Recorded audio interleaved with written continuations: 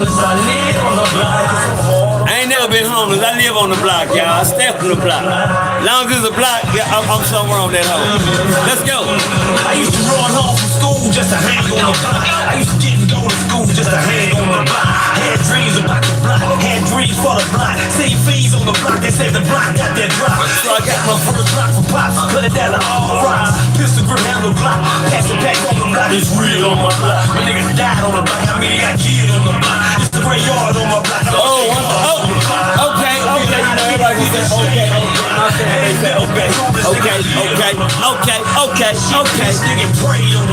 Yeah, that's like that. Let's go. How y'all doing? How y'all doing like that? Come on. Oh, y'all want to hear me? Gangsta. I'm back on the block.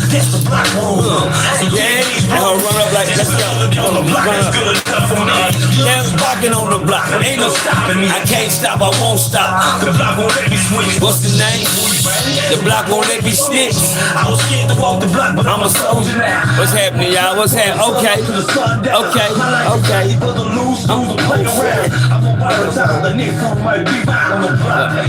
we in here. I ain't never been homeless. I live on the block. It's so hard on the block. They got hard on the block. I do own copyrights to the music that y'all do hear playing in the background. I ain't never been homeless. I live on the block. We back on the block, y'all. Come ride with me. On the block, I get my heart to the block. Hey, more money, more problems, so I live on the block. I done seen a whole lot of niggas killed on the block. Shit real on the block, the boys Still on the block. And I'm talking to the loudest while we still on the block. no go on, nigga. Wouldn't change for the world. Still the same man, nigga. Still fucking nigga. How y'all doing? Let's go. Who we got up in here? Who we got? Who we got? J. Cole, what's up? K. Cole, what's up? Goddamn me, Warren, I see you up here, Trayvon, what's up, man? Okay. Hey, get ready to release. Y'all know, y'all, I was born to be a G. Say, y'all, today, man, I know y'all ready to hear. Y'all see the topic today. They shot my big brother AD 5 times. They shot my big brother 5 times. Y'all remember that? That's the top. That's the Tales from a CRIP for today.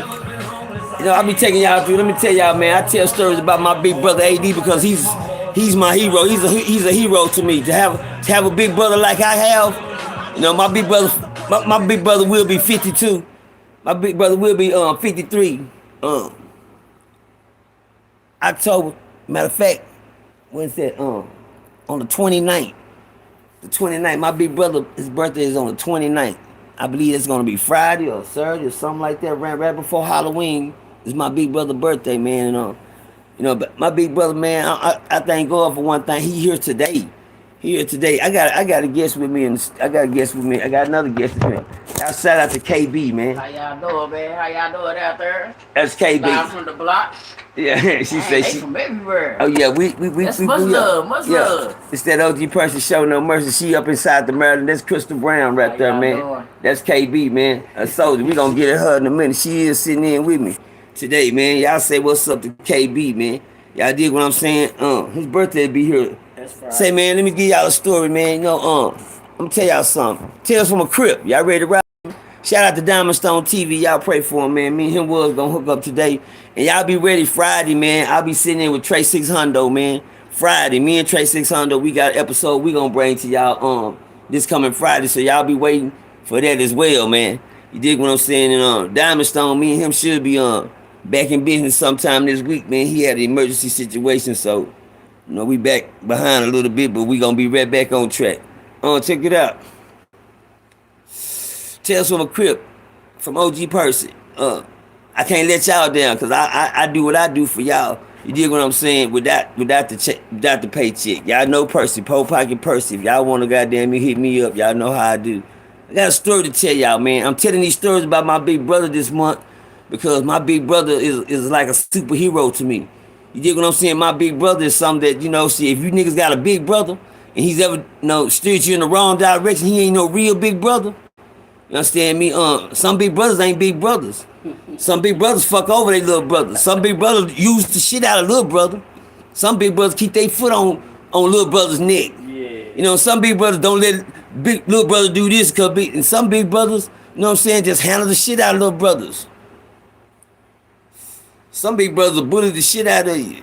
Some big brothers don't even give you the game. They just get theirs and go on about their business. And leave you stuck behind as a little brother. Because you the little brother. Tell from a kid, my big brother was the truth to me. My big brother went to prison. My big brother left when he was 16. They arrested my big brother at Poly High School. They arrested him at Poly High School. I ain't never seen my big brother again. Y'all know Tales from the CRIP. If y'all been following the episode for the last week, last time we talked about my big brother, he had just got knocked off out there at Texas Ranger Stadium for doing what he do out there. You dig what I'm saying? And that's the last time we seen big brother. But to make a long story short, I told y'all at the end of that story, mama took big brother in and reported him in for, the people wanted her to bring him in because big brother ran, from Arlington Stadium on a 10-speed and got away from the laws out there. The next day, my mama took him and turned big brother in. So let's continue with that story. Once she turned him in, big brother actually made bond. Big brother actually made bond. And, he came home. So according to that story, school started. And I never forget, I would buy my own school clothes. I didn't like the shit mama bought me from school. I ain't gonna lie. Mama didn't believe in polos and none of that. Nah, you didn't get that, nigga. You got a regular Kmart shirt. You got the Kmart layaway special, nigga. You dig what I'm saying? And y'all remember back in the days, Kmart was in, and Kmart had layaway, and everybody thought they had the shit when they got their layaway out of Kmart. So don't y'all niggas act like y'all been Neiman Marcus all your life. Don't act like y'all been Dillard's all your life. Don't act like all that all your life. Layaway babies. Nigga, we layaway babies, man. I'm a layaway baby, shit. Layaway babies, and back then you didn't get to pick your motherfucking clothes. Mama picked the school clothes. You don't pick what you don't pay for. Yeah. You did what I'm saying? So that's how we came up. So let's get to the story, man. I'm saying it to say this. If you wanted your own school clothes here, you had to buy your own. You dig what I'm saying? And wherever you got the money, and I told you I had my little job at Arlington Stadium. We was working at Arlington Stadium before we got busted. But before all the fighting and shit began, we lost our job. I had been saving. Every time I got a paycheck, I would go to the hot house and buy me a polo shirt. Cause I said, I'd be damn, I'm in high school. I can't let mama send me to school looking like goddamn me, Cause I'm gonna tell y'all something. Mama sent me to school last time. Niggas talked about me so bad in school. Shit, I couldn't even learn. Shit, I was embarrassed to wear the shit that I had to put on. Hell, mama addressed a nigga in one of her student tie specials and sent a nigga to school. Come on, my niggas in there laughing at me, having court on me in the classroom, with nigga. The shiny shit I'm getting mad. I want to fight. With the suspenders. Yeah, mama think I'm cute that day, but shit, these niggas think I'm looking like Boo Boo the Fool at school. You hear me? Nigga, where the funeral at? Nigga, where church at? Nigga, where the Bible at? Nigga, pull it out. Goddamn, mama. But I'm just saying, though, little mama to death, had 5 kids. You didn't get to pick. You wasn't a spoiled child with 5 kids back in them days. You did. Thank you. Thank you, action required. Thank you, DeMarcus. Appreciate you. So, you didn't get to pick your school clothes. But to make a long story short, while I'm getting on that point, I used to buy me a polo shirt every time. And one time I got one of the cleanest polos there was. The reason this still is on AD story, I remember the first day of school, he was going to Poly. He asked me, I didn't want, mama bought his, he had the Kmart layaway special. You know what I'm saying? They didn't have no name brand shirts in their shit. Mama ain't paying for nothing. Mama ain't giving no $25 for no shirt. I'm just telling you, back then, now my mama, you know how many shirts you can give for 25 at Kmart? Here you talking about. In a pack? Yeah, that part. But anyway, that's what mama was looking for, the bargains, because she got 5 kids to send to school. So nigga, it's bargains. But she looking for bargains, not budgets. Them shirts. Yeah, nigga, she looking for bargains because she's on a budget. You know what I'm saying? If you on a budget, nigga, you gotta find, what mom used to tell us, it wasn't go get your shoes out the box, nigga. It was go over there and get the shoes out that basket with the rest of the shoes. It was called find your size. You hear me? And you go over there and you dig through that basket of shoes and you look for your size in that basket of shoes. God damn. Hope you got the You hear me? Yeah, and hope you can find a mate. The other one over there somewhere. And by the time you find a mate, this one white and this one tan. You dig what I'm saying? That type of shit. You heal, but hey, that was coming up. We came up like this. Thank you, mama, for being mom. Cause mama made sure we had something. Amen. Mama made sure we had something. When I went to school in my brand new track shoes, shit, Some niggas shoes look like they had been running track on the first day. On the first day. That let me know I was grateful. Yeah. Shit, I could be thankful. Yep. Even though the kid that was more fortunate than me that had the Nikes and the J's on, them tracks look real suspicious. You hear me? Them tracks gonna get you. You know, it depends on whose shoes looking the weakest that day. The niggas that ain't got the good shoes on, or the tracks. If you actually paid for them, motherfucker, you paid for them, nigga. You bought some tracks. I thought I was clean and I didn't know what tracks was. What them niggas talked about me so bad, nigga, I didn't even want to go back to school. I'm talking about, mama, I can't learn under these circumstances at school and niggas in here outside and I'm over there. I don't know what, I want to fight. I want to act up. I can't, I'm already miseducated when it comes down to being literate and learning. Shit, I can't read too goddamn good. Shit, I can't read at all, matter of fact. I'm just really dry sitting in the class any goddamn way. So for them to be fucking with me and they talking about it at the same, I really ain't got nothing to lose if I take off on one of these niggas.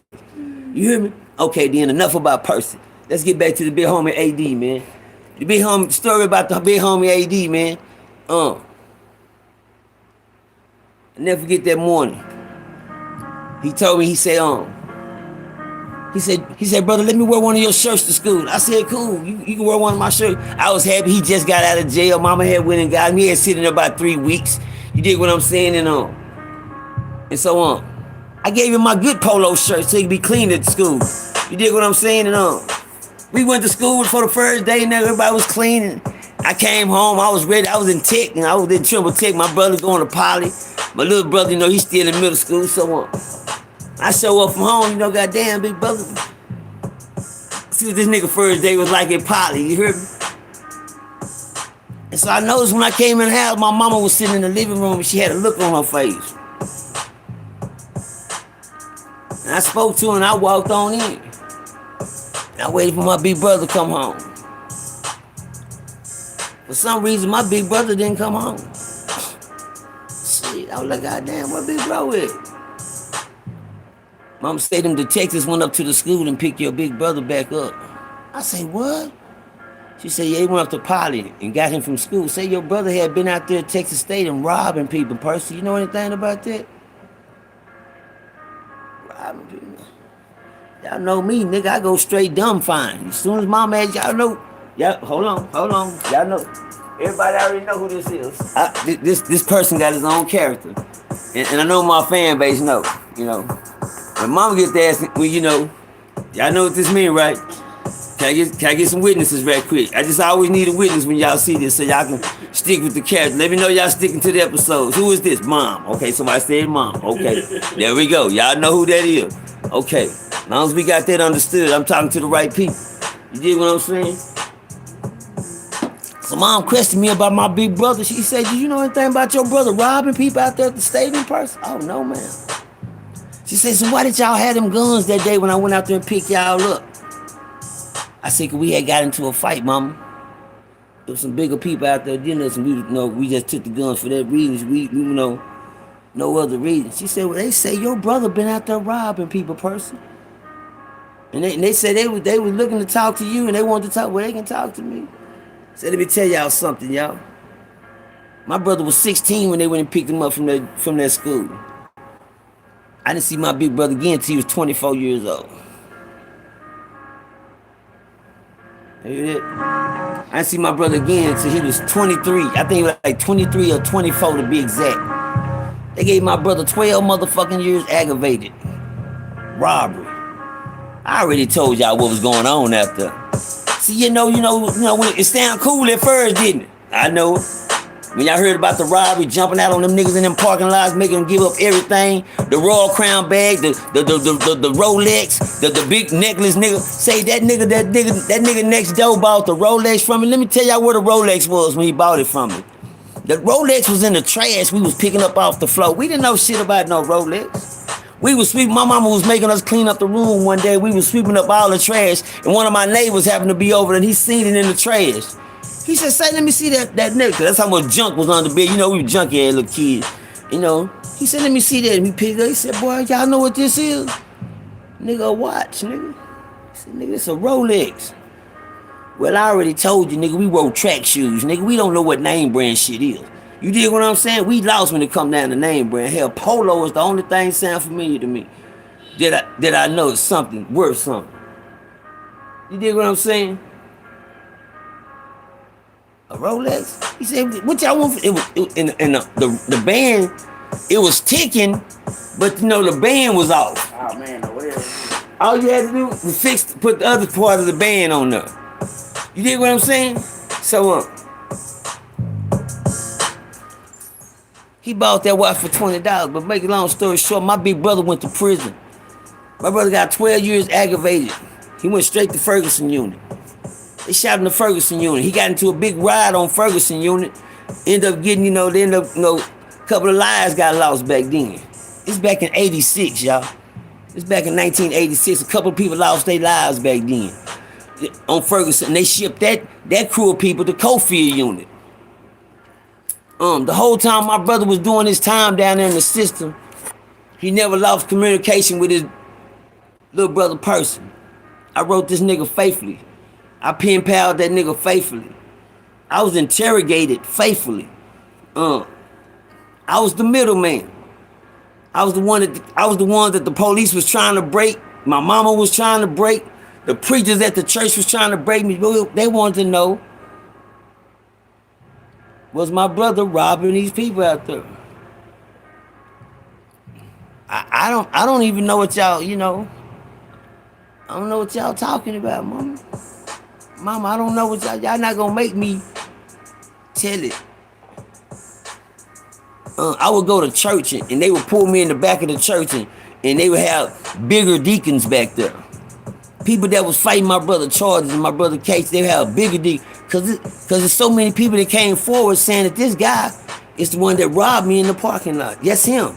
That's him. And I mean, these people was pointing him out like it wasn't shit. Cause AD was the aggressor.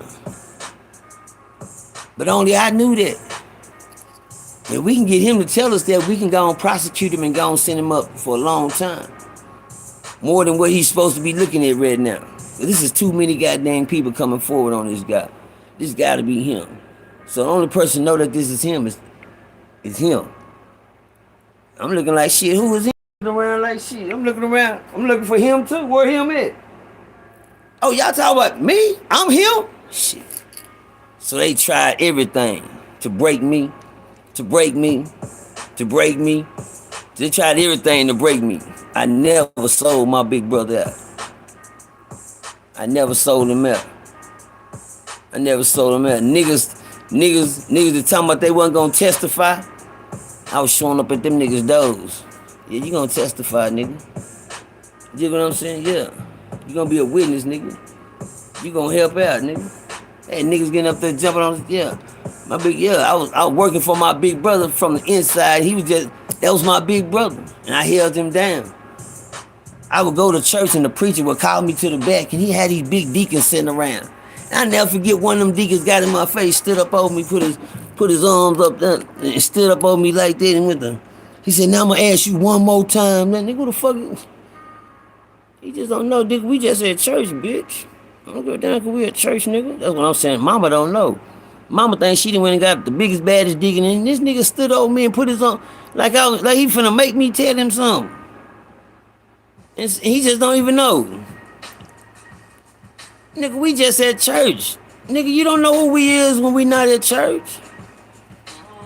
Nigga, you don't know who the fuck we is when we not at church, nigga.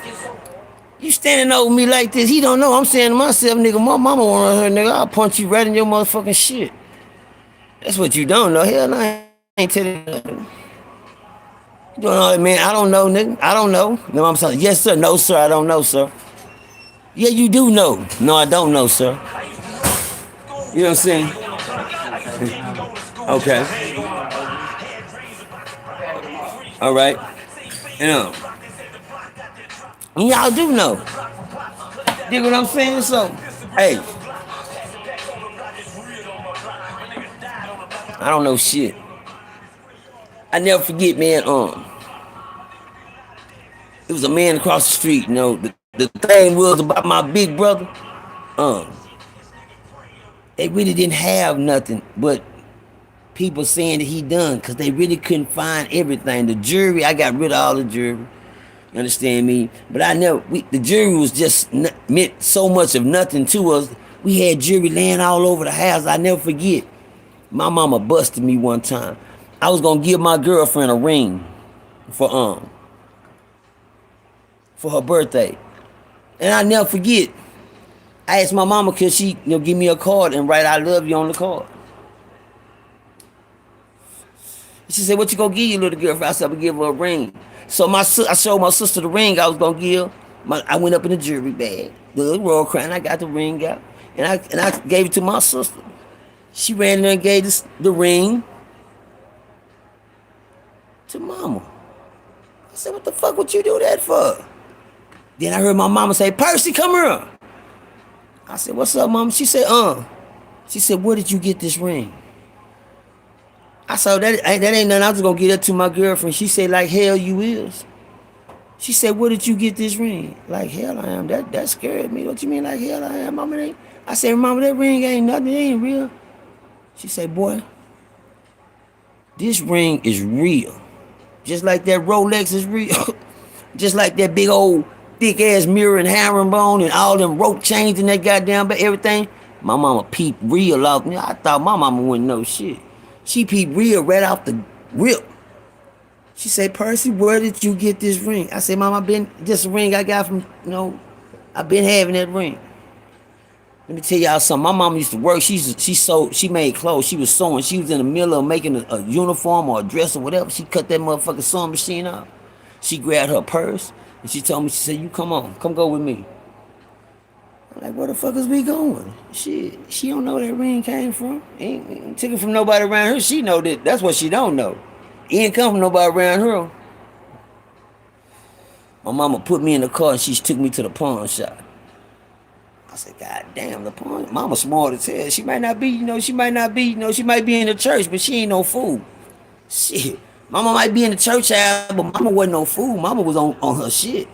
So I'm like, the pawn shop. Now I'm getting nervous. So she walked up there and she gave the pawn shop man the ring. She said, you get out, come on in. And she gave the pawn. She said, I just want to see if this ring is real. As soon as the man got the ring, he said, yes, ma'am. What are you trying to get for it? You trying to buy it? Are you trying to sell or pawn? She said, now one. She said, thank you. I just wanted to know. She said, go get in the car, person. I'm like, oh, shit. That was the first clue they gave mama. Cause let me tell you something. I don't give a damn what nobody said. Mama never believed my big brother was a stick-up kid. She never believed he was a stick-up kid. Mama had put her house up. She done put her house up, a car up, and everything for a lawyer for my big brother. She like, no, he didn't do this. They got him messed up with somebody else. So say. But when that ring came up, there was a clue that, shit, something went off in her head. There was a man across the street. One day he said, Percy, he was working on the case too, his goddamn self. He working on the case himself, and he was real slick with his, where he eased his in there.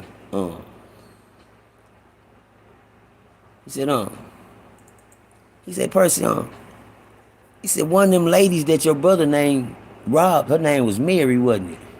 And that was the lady that was up to testify, it's my brother, her name was Mary. Like, what? He said, yeah, he said, Mary. He said, the lady that, her name was Mary, he said, yeah. He said, this is a cold piece. I remember one day my brother was out there doing the car, and the water out the alternator shot up on my brother and scarred him in his chest real bad. He took off running, and he threw all the jewelry he had and everything off on the ground because the shit was burning him real bad. And in the midst of that,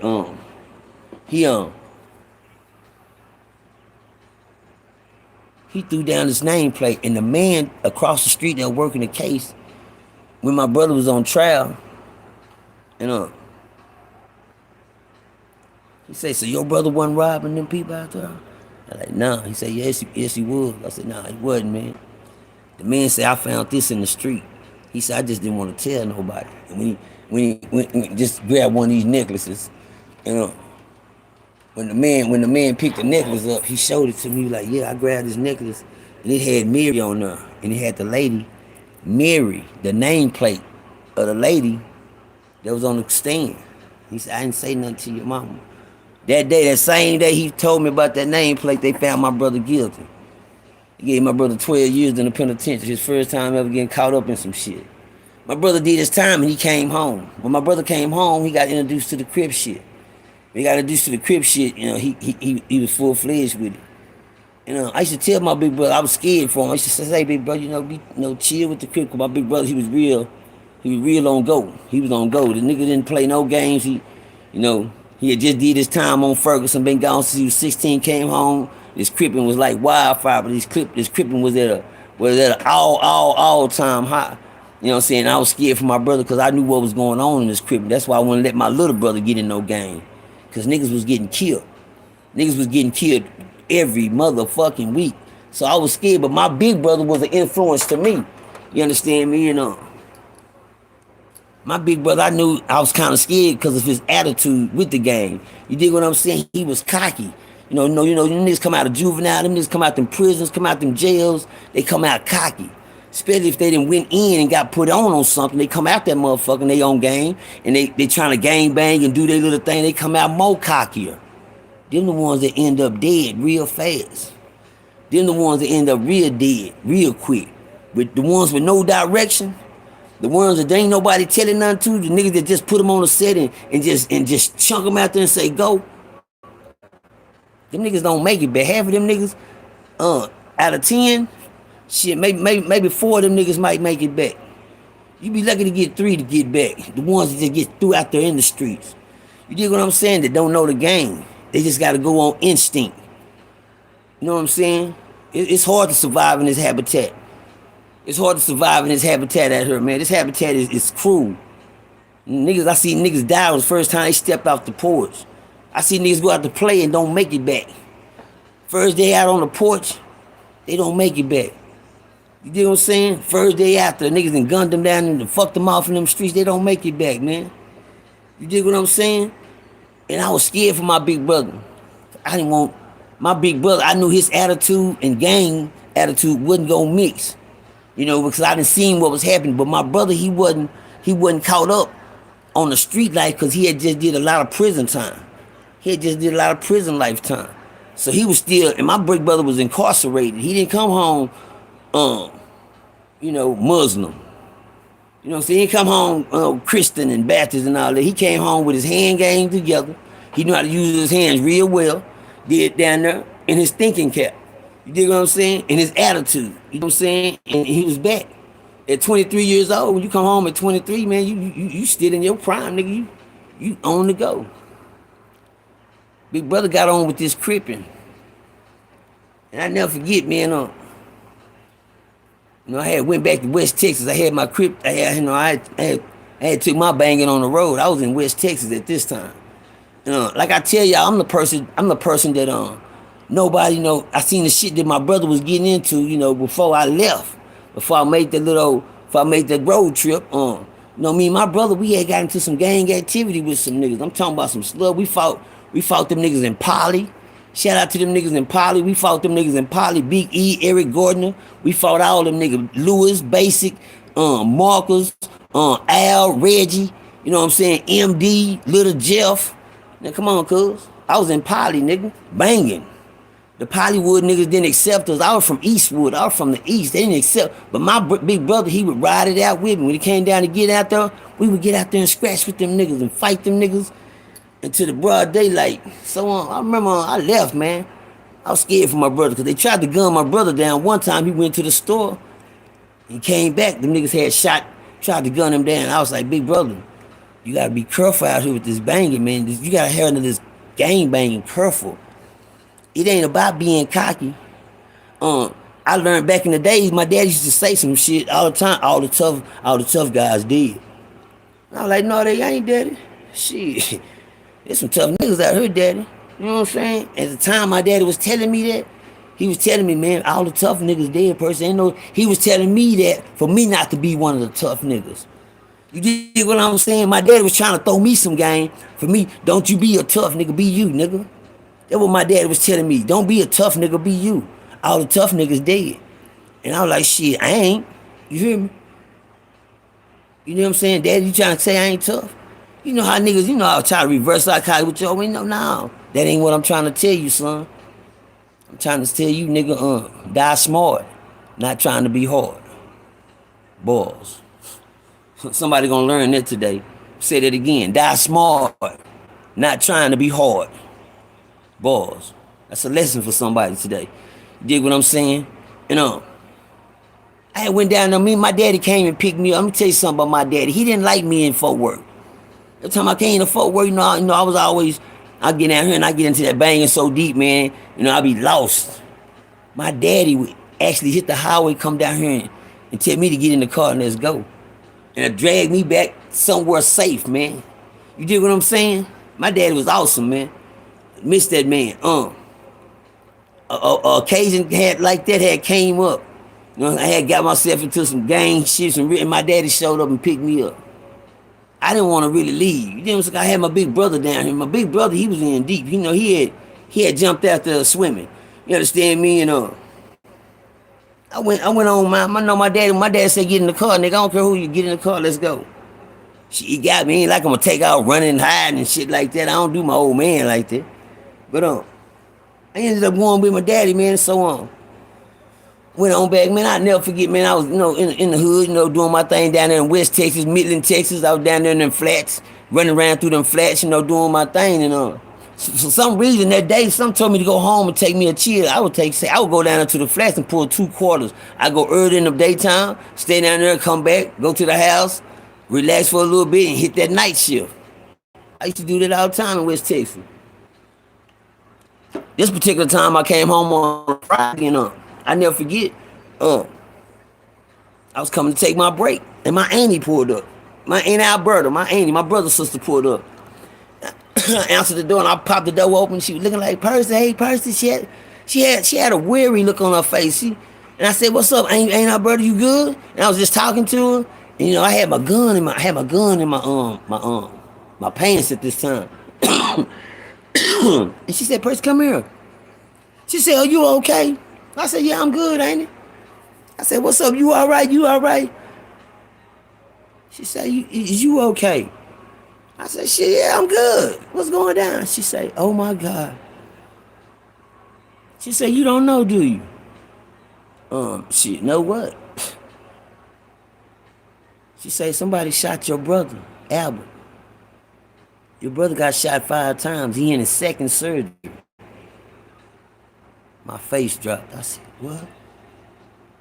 I'm way down here in West Texas.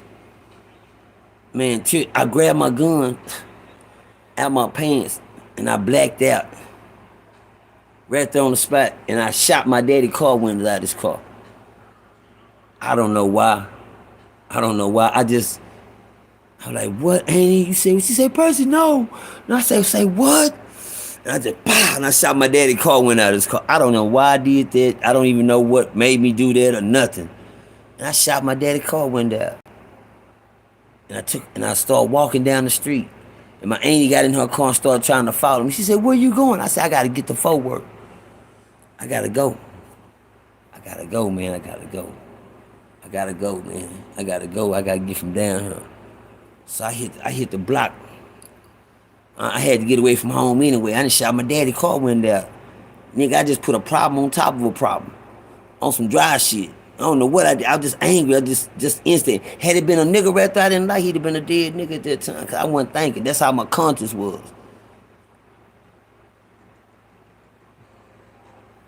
Yeah.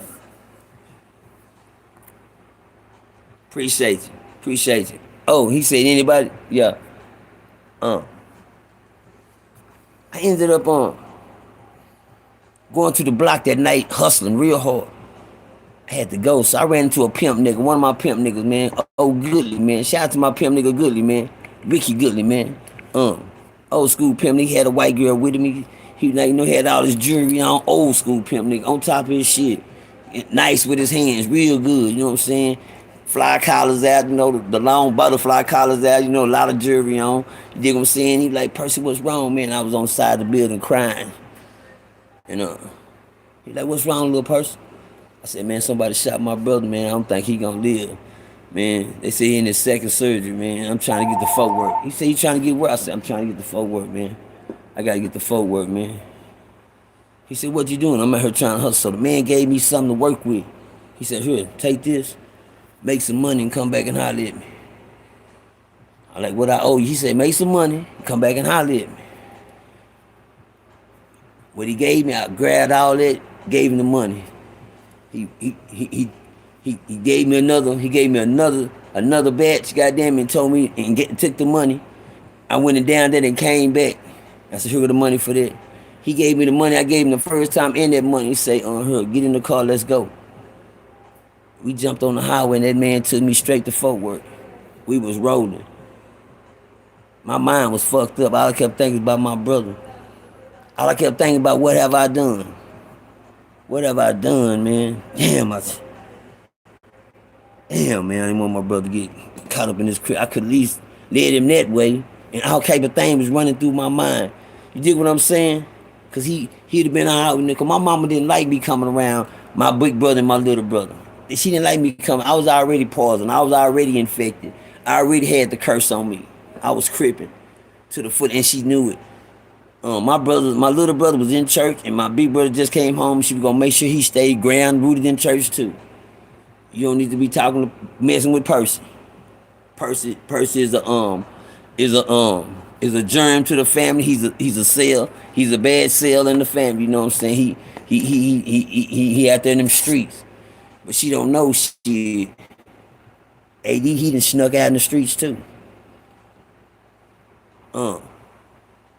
According to the detective, man, he was on back in the days in Fort Worth, man. They used to have a real dark side, man. Back in the days in Fort Worth, it's a real treacherous side of Fort Worth, man. It's off Turney Street. You know, Turney, you got Truman Street and all these, but Turney Street used to be a bad part over there too. And it's called Lancaster. And Lancaster had some apartments back off in that area called the Money Co. Throwback. They tore down and gone now. But it was called the Money Co apartment, a death trap. You know what I'm saying? Back in the day, you had the Money Co apartments, you had the Ambassador apartments, and you had the Devoneer. That's it. Money Co apartments, Devoneer apartments, and the Ambassador's apartment. The coldest thing about them three apartments, they was CRIP apartments, but the Bloods was taking over.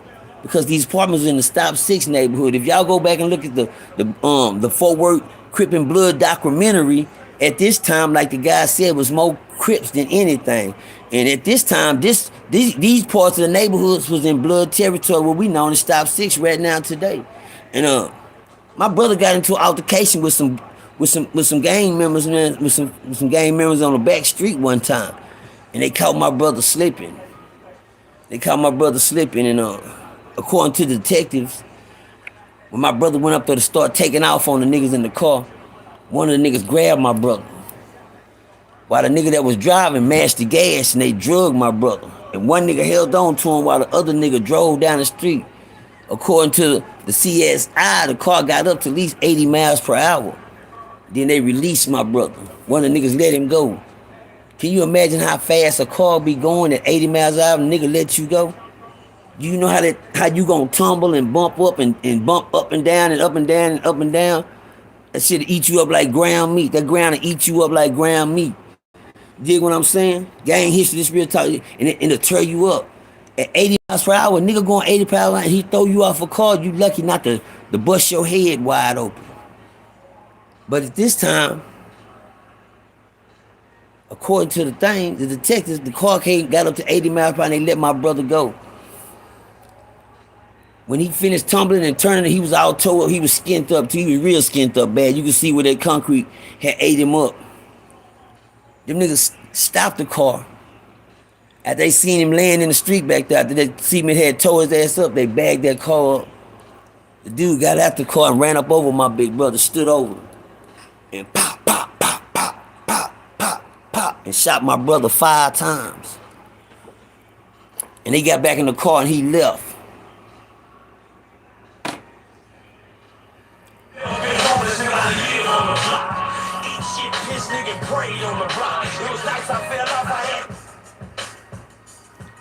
He left my brother in the street like that. Bullets went through his stomach, through his back, through his ass, through his arm, through his legs. It's real out here, y'all. But big brother don't know I'm on my way. People that don't tell Percy nothing until 2 days, 3 days. Don't tell Percy. Ooh, Percy can't find this sack. We already know how Percy is, man. We already had that conversation. For those who's been keeping up with me this week. I was always, the time that my auntie had came to let me know what was going on, tell me why my brother had been shot the day before. It's going on the second day, the second surgery. I'm just getting the news. I'm on my way. I'm on my way. I'm gonna take this story to the end. I'm on my way. I'm in the car with my big pimp homeboy, and we on our way. We riding out. We on the highway, big brother. The ambulance get my brother outside the road. They rushing me in, man. They take him through the first surgery. You know what I'm saying? It's not looking too good. It's not looking too good. They had to remove this and move this out the way and run the colosophy bag up in him and feed him through tubes in the stomach, tubes through his nose, ass, dick, everything. They got him closed off and they got him isolated. He's isolated in this big old round bag thing with this tube machine just breathing smoke everywhere. And he's isolated in this big old bubble thing. I moved a little too fast on it. By this time I show up. I show up to the hospital. It's about like 5 something in the morning. I never forget. By like 5:40, going on 6 in the morning. And I never forget when the elevator door opened. When you're in the emergency room, the family is sitting right there in the day room, right there in the lobby, right there, and everybody can see who coming off the elevator. And I never forget when that elevator door opened, and all them heads turned, and they seen it was person, and my mama and them, you could see the look in I never forget. My mom had a blanket over her like this. My mom was sitting there like this with a blanket over. And I never forget, the elevator door open, she say,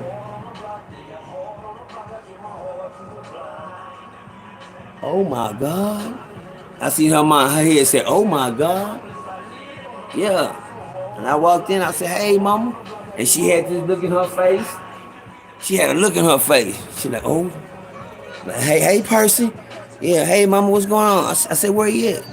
She said, "Okay, let me take you back here to see him." And immediately, my big sister went to running off. "Yeah, Percy, they tried to kill AD. It was that boy such and such. It was that boy such and such." I said, "What?" Then my mama turned around and did my sister just like this. She said, "If you don't shut your mouth." I like, oh shit. My sister almost got slapped. My mama wasn't playing. When she turned around and told her to shut up, my mama was like, I'm talking about, I seen all the Christians go out of mama. I didn't see no more church in mama when she did my big sister like that. 1,000. My big sister went to run out, my mama turned around and told her, "She don't shut her goddamn mouth. You don't shut up. When your parents grit their teeth like that, you know your ass. When you don't shut your goddamn, when they make that mouth, that look right there and they grit them teeth, everybody know if you got them square business parents, you know what I'm talking about. If you got them square business parents, you know what I'm talking about when it comes down to that." And she told my sister to shut her mouth. See, I knew right then it was something that they didn't want me to know. Y'all already knew. I was just looking for one answer. I was just looking for one thing. I just wanted to know one thing. Y'all already know what I want to know. Who did it? That's all I was after. I was just looking for a name, cause I was out of there then. I was out of it. And so my mama said, "Percy, your brother back here. Come on, go see him. You ready to go see him?" I said, "Yeah, I want to go see him." Shit. And I went back there and they opened that room door and I seen that big old bag he was in. I seen his mouth down his nose, tubes over here. He jumping on this machine. I'm like, man. I'm like, these niggas done killed my brother, man. I turned around and I walked out. My partner asked me where you were going. I said, let's go. I said, let's go. My mama said, Percy, be careful, baby. Don't make things worse than what they is out here. We need you around. We need mama going on. Now I'm doing this to mama. If you don't hush your now I'm doing it. I'm the last of the dying breed, man. You know what I'm saying? I'm telling myself when my mama talking, man, shit, and I'm getting my teeth at her. Nah, what? I just see my brother laying up in this thing. So I told my partner that brought me down and man dropped me. He said, you need anything? Yeah, I need that. Give me that. He said, here, take that with you. Something dropped me off in the hood. I'm a hood nigga. I went hunting, nigga. You dig what I'm saying? I went hunting. I got names. Damn, that's all I needed was a name. When I got the name, I got the Uzi, nigga. Yeah. When I got the name, I got the Uzi. Shit. When I got the Uzi, I got the drop. When I got the drop, they got the knock.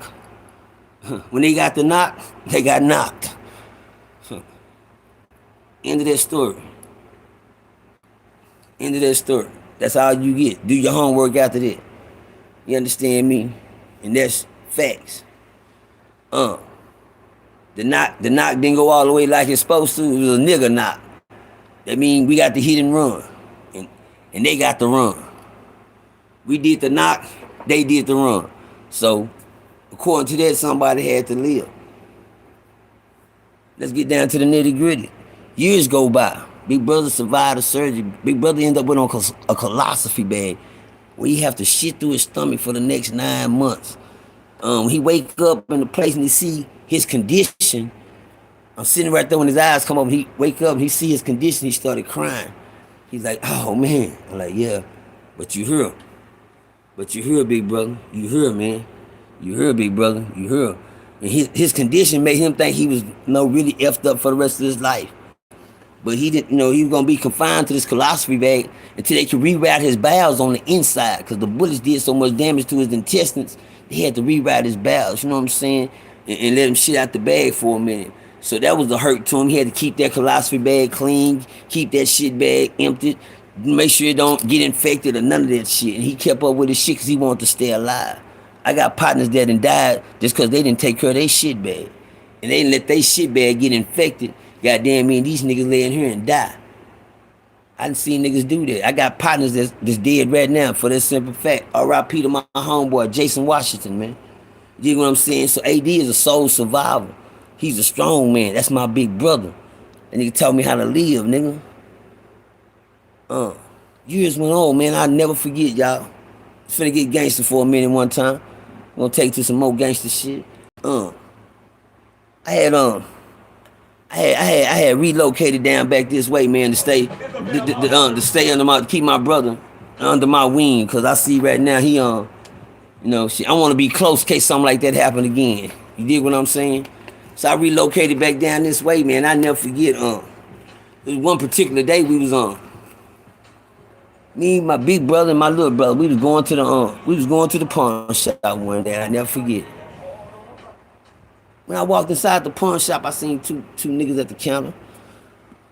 And me and my big brother, we was coming in. I seen two niggas at the counter when I walked in. And I was like, For some reason, my instinct just but y'all don't even know, boy. You gotta be a real gangster to have that instinct, nigga, to smell something. You gotta be a real gangster to smell some gangster shit. I mean, talking about not even never seeing a nigga face, never knowing what a nigga look like or nothing. And smell some gangster shit.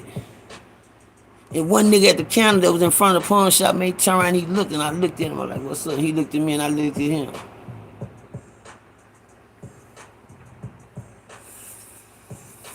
Yeah, my look turned different for a minute. You know, my look turned different. That nigga right there gave me a funny vibe about that nigga right there. So I walked out. Then I went back up, you know, and I walked back in. I seen my big brother talking to him. Him and my big brother was having a conversation. I put this on everything I love. I put this on everything. My right hand to God. My right hand to Jesus Christ, God, my Savior. He can take my life right now today. He can curse me until I can be gone. My right hand to God, what I'm about to tell y'all. Out of nowhere, when I say my instincts don't fail me, my right hand to God, I seen my big brother talking to this dude, and I walked over there to the conversation. I told my big brother, excuse me. And I looked at that nigga. I said, say, man, you the one shot my brother? I heard my big brother say, Percy, don't worry about it. We gonna work. It's already been taken care of. So this is him. This is the one that shot. And the thing I got real upset about, because I'm the one seeing my brother laying in that bubble. I already seen what that nigga had did to my brother. I know the pain that he was trying to cause. My brother saved that nigga that day. My brother saved his life. And my brother saved my life as a big brother that day. I was finna kill that nigga right there in front of the pawn shop. The man in the pawn shop knew it. Everybody knew it. Wasn't nothing my big brother could say, not little brother could say. I'm finna smoke, this nigga finna die. You get what I'm saying? And only by my big brother being a big brother. If he wasn't a big brother, he could easily say, yeah, this that nigga, or woo, woo, woo, woo. Nah. He saved my life and he saved his. My big brother know the purpose for my life. You get what I'm saying? I didn't look at my big brother to be weak or nothing, or none of that. You know what I'm saying? Because I was on a mission at that time. My brother had his senses right. You know, some of you niggas get shot and y'all head go that way. Y'all don't know how to tell God thank you. I'm still here. I'm gonna do this the right way, because it's gonna end the wrong way regardless. Somebody gonna end up locked up. Somebody gonna end up boxed up. You get what I'm saying? That's how that story ends. I had got the picture in my head, and at that time I told my big brother, okay, he lived, but I'm gonna get him. I said that my whole life I was gonna get that dude. I never seen this dude in my life. My instincts told me off the rip, that's the nigga that shot your brother. And I read it like a book. I want to read then. My eyes turned black, all black. By the time we got to the house, me and my big brother had a conversation. He sit me down. He told me the reason why he didn't want it to transpire like that. He already had legal things in action on that case. If anything was to disturb that case wouldn't go through like it was supposed to. And plus on top of that, if I'd have done that, I'd have been locked up today for a murder. That was a real big brother, man, because I was hot-headed. I was so hot, I wanted to fight my big brother at that time for not letting me get him. Shit, I had got so big. My big brother would rather take that scratch with me to stop me from getting myself in a jam. You dig what I'm saying? And that's how big brother looked out for me. Them niggas shot my big brother 5 times, left my brother dead on side the road, man, after they drug him with a goddamn car.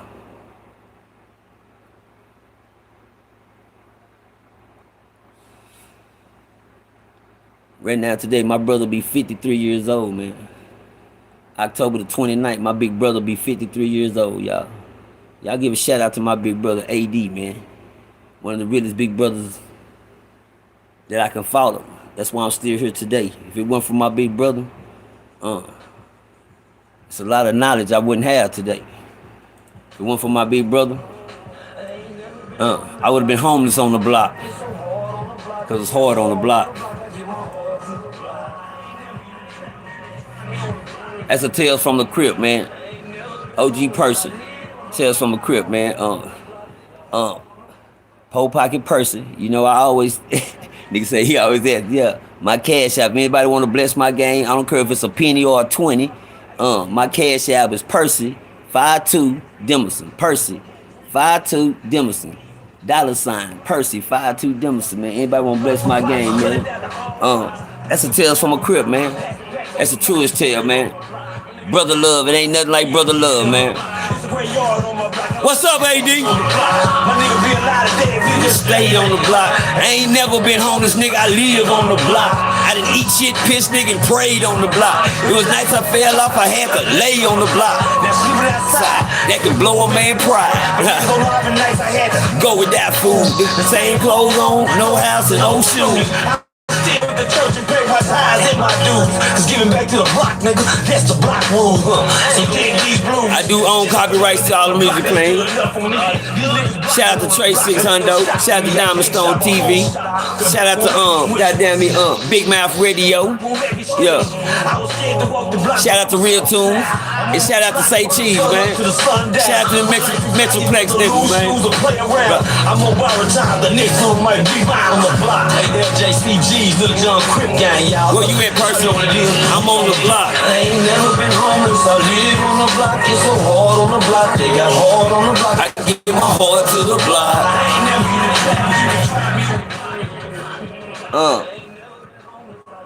I want to talk about one more subject. And it's gonna be it. A video came out the other day, man. By Real Tunes TV. It's called the Fort Worth documentary. Fort Worth documentary. Y'all go check that out by Real Tunes TV, man. Starting Charleston White, OG Percy, Evil Blood, CeeLos, Carlos, Insane, C-Man, some of the realest niggas from the murder that was on the documentary. Truman Street, Blood Evil. Nice documentary. Shout out to Real Tunes TV, man, for putting that together. And that West Side, the dude from the West Side. I learned so much from that documentary. You know what I'm saying? I learned things that I didn't even know. Just by looking at that documentary. Real Tunes TV, you went so deep. You went so deep on that documentary, Real Tunes TV, that I learned something. As an OG nigga, I learned something. The most powerful thing about the video is how everybody's stories collided together without you even interviewing everybody together. That's the cool thing. How everybody's stories came together. And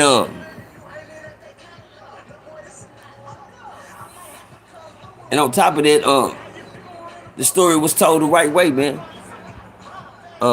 Shout out to Real Tunes TV, man. Y'all go check out that Murder Word documentary, man. Yeah, check that Murder Word documentary. The story of how gangs came to Texas. The story of how gangs came to Texas. Powerful. Powerful. That West Side, I learned one thing about the West Side when he said that the Polly, he said Como. Let's see something about this shit.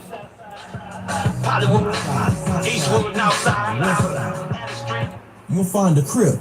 The city of Fort Worth is not a Crip city because Crips or Crippin' is the most popular. It's that way because we were doing business all over town. East side, west side, north side, south side, central. We used to be up on Evans, on the end all the time. Daryl and Gerald, some other names that need to come up in this conversation. But Daryl and Gerald, they had a club called the 8 Ball. It was on the end. Before they had it, we were in it. We were on the end. And during that time, guys over there was like, man, y'all stupid for joining the game. We was like, nah, y'all just don't know what's up. You hear me? Y'all hear me? I'm listening to this West Side dude do his talking, man. This West Side dude, man, shout out to you, man. I learned so much. I learned so much from this guy, from this West Side. I'm gonna tell y'all something. And to reinstate some of the things he was saying on her, man. That was powerful. Rolling 60s, you had Grape. Grape was the original Crip set in Fort Worth is great. You got Big Nolan. After Big Nolan, you have to talk about Bunchy. Okay. You have to talk about Fats and Wayne. You have to talk about Vondrick. Okay. All of these dudes are great. And this man, we talking about people from Fort Worth, Texas, and Lake Como. And we're talking the early 80s. When, you know, Venice Showline and Marvin Gangster, when they was walking around here, we talking 80, 81, 82. Damn. Man, that's something I didn't know. That's history. I believe everything he said. These guys were here, and they were here as a consequence of Boot Nose. Boot Nose. And so as things progressed, then you had Big Nolan. And then, as a consequence of Big Nolan, you got Bunchy, Fats and Wayne. You got Dun Dun. You got Vondrick. You have, man, it's a whole web. And then other homies in the neighborhood, you got Cabbage Head. Most of these guys, these OGs, man, they have been taken to prison for the things that they were involved in. There was a lot of different activity in this city. Okay. Man, this is man. Going back to the mid 80s. The mid 80s. Going back even before the end. There's a common misconception about how everything transpired, because you have a lot of different guys in different places. Let me tell y'all something. Who they're seeing it, from their perspective. That's right. I wanted to respond to that part he said right there. You had a lot of different posses and cliques, gangs even. Right here. Going back to the mid 80s. Going back even before the end. There's a common misconception about how everything transpired, because you have a lot of different guys in different places. Okay. Who they're seeing it, from their perspective. I like when he said that. He said there's a lot of different guys in different places that's seeing it from their perspective, and he's right. This guy's so right, man. This dude is so right here, man. The mid 80s. Y'all talking to an OG nigga that another G dude on the west side just woke me up. He woke me up. And for you niggas to say that y'all knew this literature, you didn't. But I can't say that they didn't. Let me tell y'all why he said what he said. He said you got different guys from different areas that has different perspectives. He's right, because he even named the gangs that we was in. I was in the GQ Boys. You had All in the Family. You had the Polo Boys, the Strickland Brothers, the Kona Boys, the Mitchell Boys, the K9 Posse. You had all of these. And this man said one thing that was real. He said when all them gangs was here, so we thought in that order because of the area we in. He said different places, they had different perspectives, and that's right, because the place we was in, Eastwood, Pollywood, Stop 6, Southside, all of them areas over there was not in Como. Let me tell y'all about Como. Como is a city of its own to us in Fort Worth. Como was always a city of its own. And let me tell you something. When he said what he said, y'all already had all them posses y'all talking about y'all had, he said, well, when y'all had all them posses, shit, we had Lake Como Crips. Giving it to you from their perspective. The misconception is that all of this was going on one after the other, or that the colors came after. In Lake Como, we were already, doing our thing. 6-O's great, running under one banner called Lake Como Crips. Right there. Running under all one banner, Lake Como Crips. Truth, facts, OG person, nigga, I salute that. Facts, I salute that, because let me tell y'all something. How do I know that that's the realest statement that can be made right there? And I believe that because I'm gonna tell y'all something. In Fort Worth, if you from Fort Worth, if you from Murder Worth, Texas, coming up in this motherfucker like I did, and you notice the Como niggas from every side of town, you had East Side, South Side, West Side, North Side, Pollywood, Eastwood. You had all these sides, all these cliques that had different genders of gangs, like I say, Mitchell Boys, Kona Boys, Polo Boys, all in the family, all these other things. And we thought, when Crippin' and Blood came, when niggas brought it to our neighborhood, when Little Rank finally came down here, which was way after the 80s. That's facts. The rank came way after 80, the early 80s. He came after the early 80s. You know what I'm saying? And by the time he got down here, he said it was already here. Something that we have to face facts on it. That's a fact. Because you could tell, let me tell y'all something about a Como nigga. Back in them days in the 80s, them niggas in Como looked at way, let me tell you something. When I first collided with a Como, with a West Side gang, it was at the ballroom. We had a club down here in Fort Worth, Texas called the Aragon Ballroom, where all the young niggas went to. And this motherfucker stayed full of, on the weekend, gang infested. You know what I'm saying? This motherfucker was gang infested. You got niggas from every side of town going to the ballroom. The ballroom was the spot where everything jumped off it. You dig what I'm saying? And something about when them Como niggas came, they came as a little city. It's like they own little town of niggas. Them niggas show up in that motherfucker, and you knew them niggas from the west side. And I'm gonna tell you something, them niggas was so already gang oriented that you could look at them niggas, tell they look like and this is Murder Word's finest. Them niggas look like they were straight out of Compton. I bullshit you not. I bullshit you not. Them niggas from West Como, them niggas from that lakeside, from Lake Como, when you seen them niggas, and you seen they gang, the way they look, them niggas look like they were straight out of Compton. Already in the 80s. I'm not gonna lie to you. When that ballroom was jumping up, and that gang, when that south side and east side, nigga, when we got together in the ballroom, we had to come together to go against the west side niggas. West side, they always talking about the south side against the west side, nigga. It was everybody against the west side. It wasn't no south side. It was everybody that can team up and get them patch up. Because them niggas came in, one day I seen them boys. Thank you. One day I seen them boys walking out the door one day. And the west side niggas was getting into it with the south side niggas. And they were hitting them up, coming out the door. And my eyes was big as a motherfucker. Like, I'm on the south side niggas side. And I'm on this side of the game. You dig what I'm saying? And but I'm watching these niggas, and something that just caught my eye. And these niggas was on they shit. These boys was on they shit. These boys was on they shit. I'm talking about these boys was on they shit so tough. Them niggas look different. Them niggas act different. The way they threw their gang signs, different. You know what I'm saying? Everything was different. You dig what I'm saying? Oh my God. Hold on, y'all. Hold on, I just seen something. Hold on.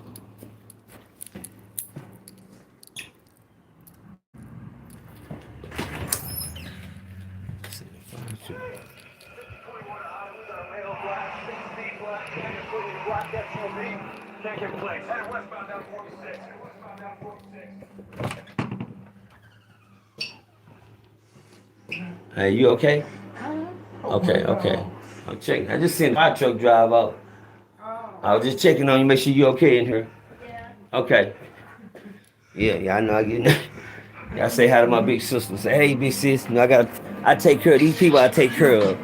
See that? I ain't gonna never leave. Say I ain't going to the old folks home. Ain't going to the old folks home. And say we ain't putting you in no retirement home. And we ain't putting me in no retirement home. Percy got us. Percy got me. You gonna ride it out? You gonna ride it out? Fuck you mean? That's what I do. I tell you. With my shitty ass. My sister. Yeah, I take care of her and mama. You dig what I'm saying? Yeah. That boy. Check on this one here, make sure she okay. Yeah. How you doing in her? You okay? You sure? Yeah. You cold? Like after that arrow. Okay. Look at you. You can't watch two TVs, mama. All right, y'all. Checking on family. I just seen a fire truck pull out. I get nervous. Shit. I ain't called nobody. But about the west side niggas, they was different from the east side, south side. Them niggas was, every time you seen one of them niggas, I swear to God, them boys look like they straight out of Compton. When I say straight out of Compton, them niggas had Jerry curls. Them niggas had Jerry curls. They had the diggies. They had the uniforms. West side niggas look way different from south side niggas. West side niggas look way different from east side niggas. West side niggas, you could tell them niggas look like they had been in it for a while. I'm not gonna lie to you. They know the niggas, I guarantee you, man. The names that he named it, Bunchy and all of them, some search on, cause we don't know them. And he naming these guys like this, and this was before Little Rank got her. That's before Little Rank got her. He know history before my history. I like that. Shit. And I'm digging this statement, man. That was already going on. This was going on at the same time that you had K9 Posse, Okay. All in the Family, Polo Boys, all of these different groups. This is going on at the same time, not after. Not after. The one factor that no one mentioned. He said all this was going on at the same time, drugs. not after. Gangs didn't come because Another thing I appreciate about this interview, that I learned, I didn't learn much about, but I appreciate Big Evil, Big Blood Evil, man. And Big Homie Truman, man. And Big Homie Truman, man. Say, man, CeeLo. Insane Rob, the ones that was on here, man. C-Man. The message out of this whole 4-word documentary. If anybody pay attention to the documentary, every guy on the documentary left a message to why he's still here. Every guy on this interview, and you know, Blood Evil said some of the realest. Blood Evil said some of the realest. Let's take a trip. Blood Evil said some of the truest, some of the realest. It's always been more Crips than Bloods. When they say, I was banging when Bloods when Crips was everywhere. I was banging when Crips was in the projects, when Crips was in the Money Co apartments, when Crips was in the Ambassador apartments, when Crips was in the Devoneer apartments. You know what I'm saying? I was banging when Crips was in all those. I done banged in every last one of the apartments. I remember, same thing, I never forget, I came home from I had went to prison, did some time, and I came home. And I never forget when I told my big brother, because I already know the war was going on before I went. And when I mean the war was going on, territory-wise, it was hard to get a territory war, you know, in these neighborhoods. Crip niggas just had to leave. You know, when Crip niggas started leaving, when Truman Street started getting strong and niggas started realizing we're not even on the right side of town. You know, I don't think it was war over territory because niggas knew where they was at. All them places where we was at that we knew. I went to prison. I came home and I told my brother, drop me off in the projects. And my little brother looked at me like this. He's like, what? I said, nigga, drop me off in the projects. He said, brother, you can't go to the projects. Not like that. Well, watch this. When I left, I could. Fuck you mean I can't go? Nigga, man, take me to the projects. I never forget when he said that. He said, all right, I'm going to show you. You can't go to the projects like that. I said, what? I never forget he pulled on Coleman Street. When he pulled on Coleman Street, we finna head to the alley. I seen two blood niggas, and I jumped up and I looked. And my little brother, I never forget, he said, oh, you gonna see a lot of that. My little brother said, you gonna see a lot of that. I never forget when he pulled up in that motherfucker. He said, look. And I looked in that alley, it wasn't nothing but blood standing everywhere. It was bloods everywhere. It was blood everywhere. It was bloods everywhere. I'm like, God dang. I told my little brother, man, get me the fuck out of here. I said, man, get me out of here, man. Get me out of here. I can't go down. Where all the Crip niggas at? They on that south. They done migrated back to the south. And Polly, he said, shit, this all blood neighborhood now. See, I was in the Stop 6 projects with Scatty now. My nigga James Gray. My nigga Terry Gray. You get what I'm saying? Scatty now, K9 Posse now. I was there when them niggas was over in that bitch. When Brian them was over there. When Gerald Gomez them was over in them projects. You dig what I'm saying? Understand me? I done been around it. But what this guy was saying about the West Side, man, is so true, man. I love that history. I would love to do more research on it, on some of the guys he talking about, because their names need to be brought up. They don't need to be forgotten in history. Because you know, I know my roots. But I want to know my homework. I know my roots, but I want to know my homework. My roots is Little Rank, 5 Dudes Who Were Crip Gang. My homework, I lost it. I just found my homework. It was in the trash. West Side gave it to me. Nigga from the West Side gave it to me. Shout out to them niggas in Lake Como, man. That West Side Horn Street, man, over there. On that side of town, man. Shout out to the homie Corn. Shout out to the homie Corn, man. Free the homie Corn from the west side, man. Lake Como. Y'all do your homework on Corn. Who Corn was from Como, man. Y'all do your homework on Corn. I fucked with that boy right there. Blood.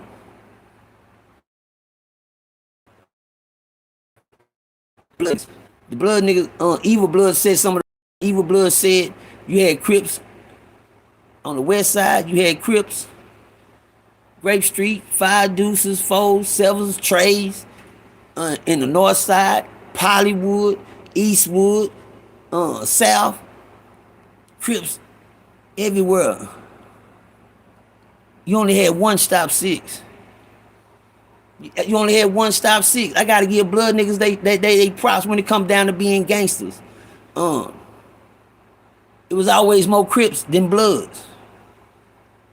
I thought one time, and then one time, shit, I went down Rosedale Street doing one of the blood stop 6 days, and I said to myself, God damn, it looked like Moses was back parting the Red Sea. It looked like Moses had parted the Red. It was blood. I was like, God damn. It spread like wildfire. One thing the Evil Blood said, man, like he said, it's Bloods all over folk. It's Crips all in every neighborhood. It's only one stop 6.